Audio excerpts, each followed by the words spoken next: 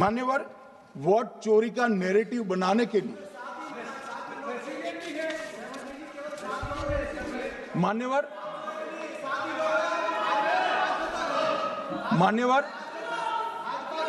बिहार में भी मेरा भाषण पूरा हो जाने दो। नहीं, आप अभी पूरा भाषण नहीं, कई बार नाम आएगा।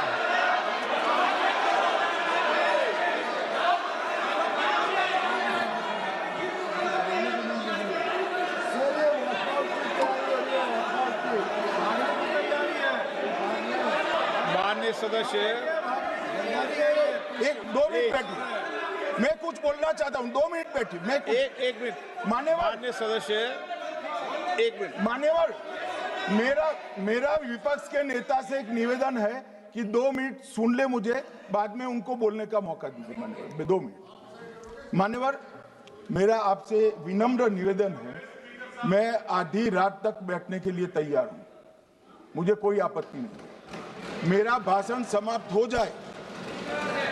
अरे सुनिए ना भाई, सुनो ना, 2 बड़े बोलते हैं तब बीच में नहीं बोलते। मान्यवर, मेरा भाषण समाप्त हो जाए।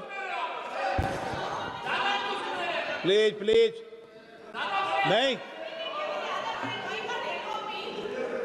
मान्यवर, मेरा भाषण समाप्त हो जाए बाद में, इसमें जितने भी मुद्दे विपक्ष के नेता खड़े करेंगे, मेरी मर्यादा में इसका जरूर जवाब दूंगा, मुझे कोई आपत्ति नहीं।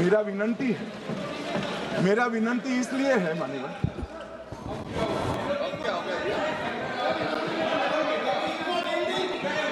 एक मिनट, उनको पूरी बात करने दें। हाँ। मान्यवर, मेरा विनंती भी मान्यवर,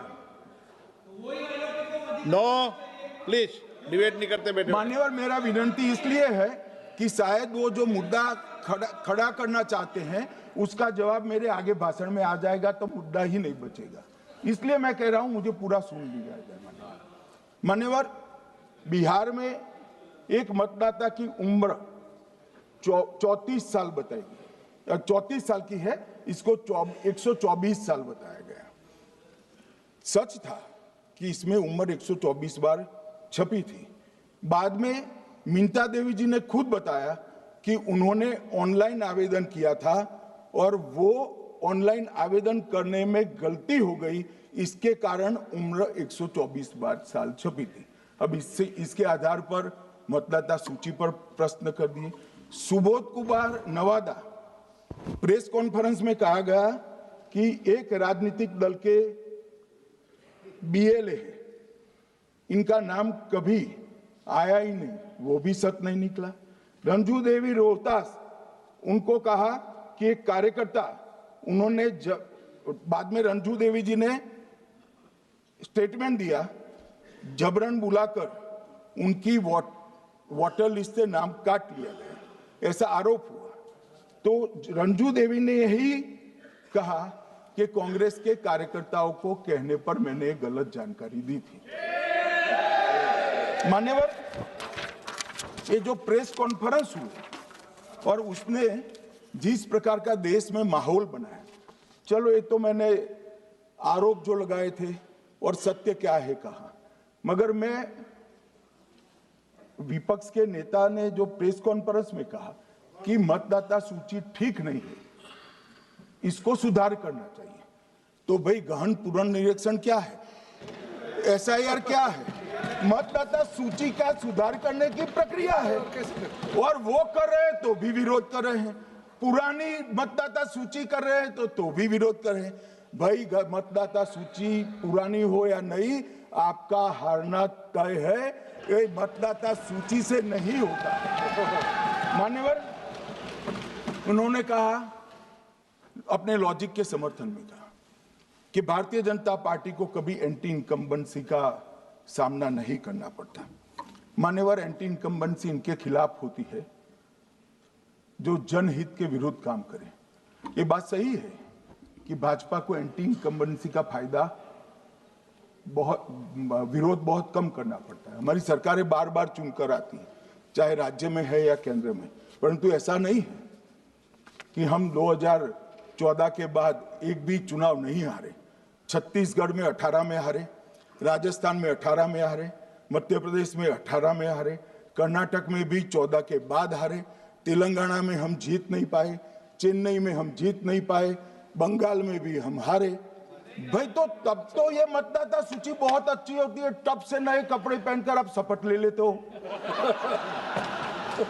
उस वक्त मतदाता सूची का विरोध नहीं करते हो, और जब मुंह की पटखनी पड़ती है बिहार की तरह, तब मतदाता सूची का विरोध करते हो। माननीय मेरे दोहरे मापदंड नहीं चलेंगे लोकतंत्र में।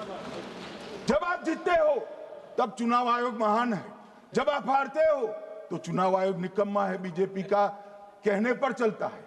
जब आप जीतते हो मतदाता सूची अच्छी है, मतदाता सूची अच्छी है, और जब आप हारते हो तो मतदाता सूची खराब है।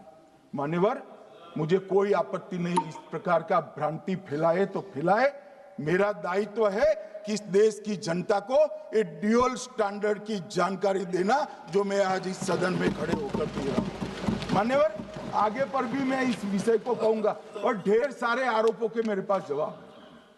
जो 3 प्रेस कॉन्फ्रेंस में, एक सादा प्रेस कॉन्फ्रेंस, एक एटम बम वाला प्रेस कॉन्फ्रेंस, एक परमाणु बम वाला, ये तीनों में क्या हुआ, इसके सारे जवाब मेरे पास है। मान्यवर, अब ये कहते हैं कि 2-2 जगह है, 2-2 जगह मतदाता है। मान्यवर, किन किन लोगों के 2-2 जगह मतदाता, मैं इसमें जिनके नाम 2 जगह रजिस्टर्ड है उसका दोष नहीं निकालता मैं, क्योंकि एक जगह से कोई व्यक्ति दूसरी जगह गई तो 2010 के बाद इसको डिलीट करने का अधिकार आरओ के पास से ले लिया गया। इसके कारण ये विसंगतियां खड़ी हुई है। किसके हैं?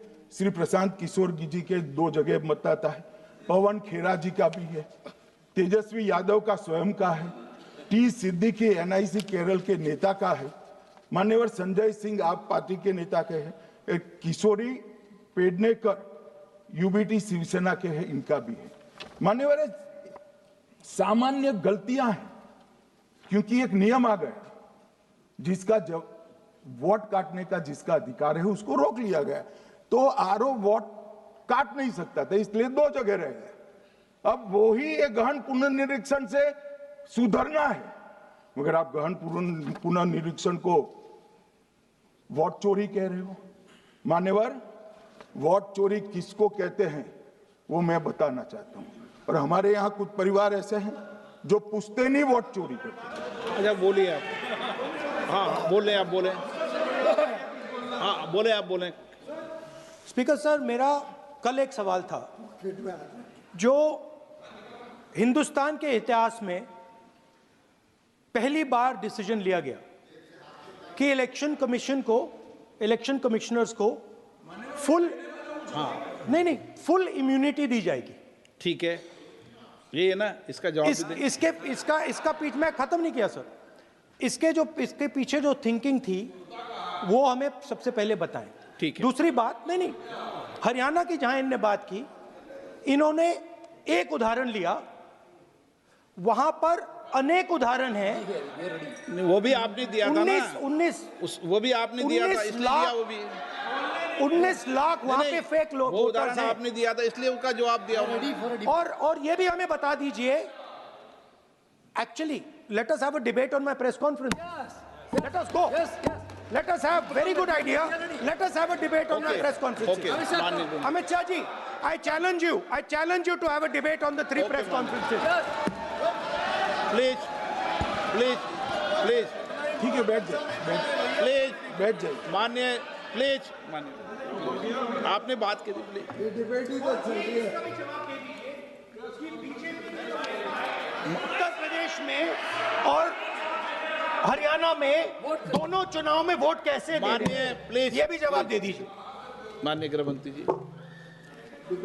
मान्यवर, पहली बात मैं स्पष्ट करना चाहता हूं, मैं 30 साल से विधानसभा और संसद में जनप्रतिनिधि के रूप में चुनकर आता हूं। मुझे लंबा अनुभव है संसदीय प्रणाली का। विपक्ष के नेता महोदय कहते हैं कि पहले मेरी बात का आप जवाब दीजिए, मैं सुनना चाहता हूं। आपकी मुनसफी से संसद नहीं चलेगी। मेरे यहाँ बोलने का क्रम मैं तय करूंगा। इस तरह से नहीं चलेगी संसद। मान्यवर, उनको धैर्य रखना चाहिए, उनको धैर्य रखना चाहिए मेरा जवाब सुनने का। इनकी एक एक बात का जवाब मैं दूंगा, मगर मेरे भाषण का क्रम वो तय नहीं कर सकते, मैं करूंगा, क्योंकि मैं बोल रहा हूं। मान्यवर,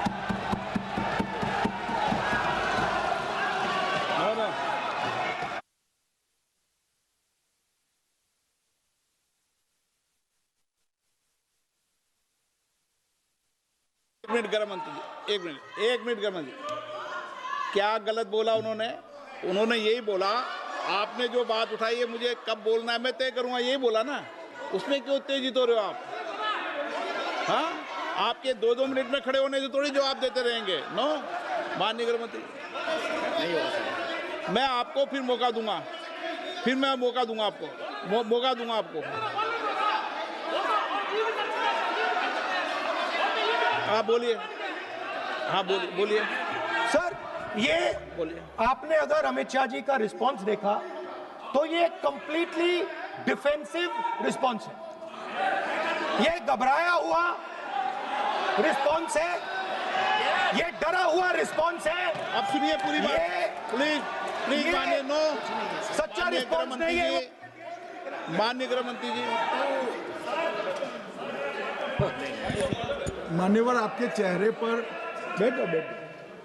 मान्यवर, आपके चेहरे पर चिंता की लकीरें मैं देख रहा हूं कि मैं क्या बोलूंगा। मैं उनके उकसावे में नहीं आऊंगा, मैं मेरे विषय पर बोलूंगा। मान्यवर, मैंने इतना ही कहा कि मैं मेरे भाषण का क्रम मैं तय करूंगा। मेरे भाषण का पहले क्या बोलना, बाद में क्या बोलना, मैं तय करूंगा। और मैं मानता हूं कि हर एक वक्ता का ये अधिकार है, उनका भी है, मेरा भी है। कल वो बोल रहे तो हम ऐसा थोड़ी ना बोले आप झूठ क्यों बोल रहे हो। हम नहीं बोले, नहीं बोल सकते साहब। वो माननीय विपक्ष के नेता है, वो बोल सकते अपना भाषण। मान्यवर, और मैंने तो ये भी कहा, मेरा पूरा भाषण छूट कर कुछ बच जाता है तो आप पूछिएगा, मैं जवाब दूंगा। मगर अब धैर्य भी चाहिए और सुनना भी चाहिए, दोनों चीजें करनी पड़ती है। मान्यवर, वोट चोरी का कोहराम बचा है। मैं वोट चोरी किसको कहते हैं वो बताना चाहता हूं। वोट चोरी के 3 आयाम हैं।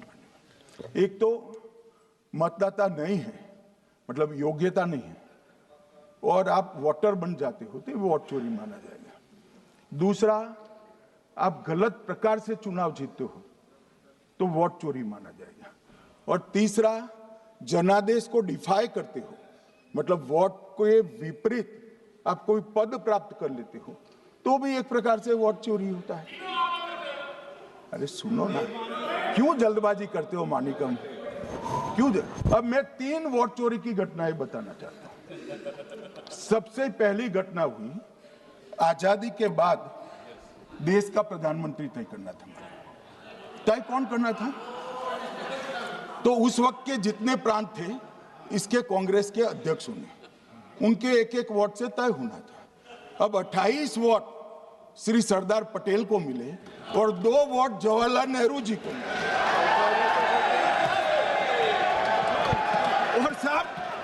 और साहब प्रधानमंत्री जवाहरलाल जी बने।